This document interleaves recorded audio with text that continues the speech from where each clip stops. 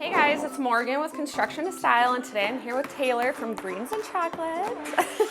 And we are working on her and her husband Mark's kitchen remodel. And one of the biggest concerns we get from clients is how to live a normal life while your kitchen is under construction.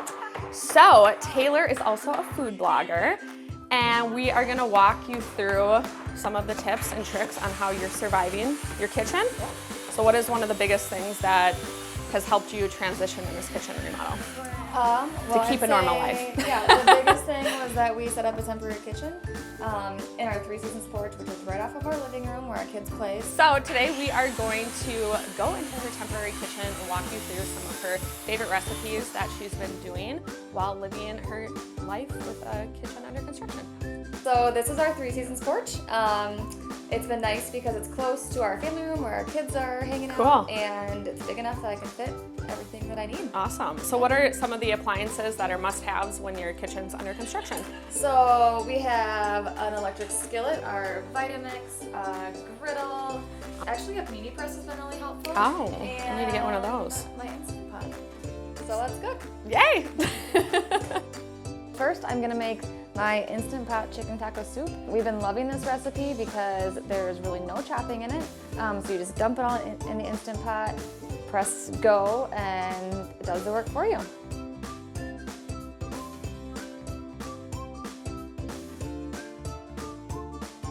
Okay, and then to finish it off, I've got chicken broth. It looks a little funky because I use the broth-based seasoning, which is nice and easy and takes up less storage space.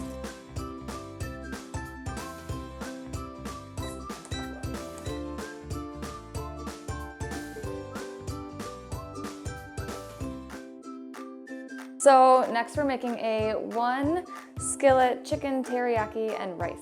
This one's great because, again, very little chopping. I use a bag of frozen stir-fried vegetables.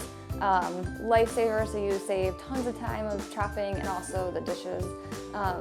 And it's all made in one pot.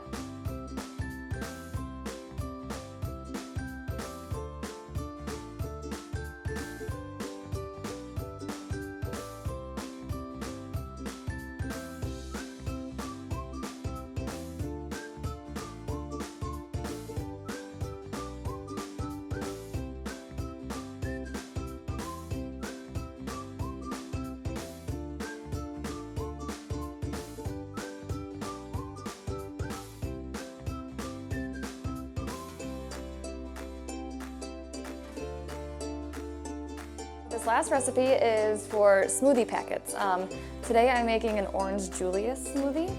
I made probably 20 smoothie packets where I put all the ingredients for the smoothie except the milk into, these are my reusable baggies. You could use Ziploc or plastic bags if you like, but these work really well too.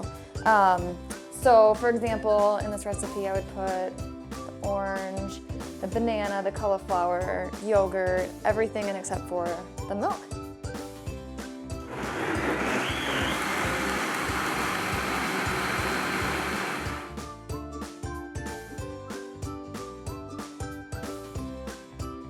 I hope you guys got some great tips and tricks today on surviving your kitchen remodel. Taylor, thank you so much for letting us come out and invade your house and showing us these awesome recipes. And if you guys are looking for more great recipes, make sure to head on over and check out Greens and Chocolate.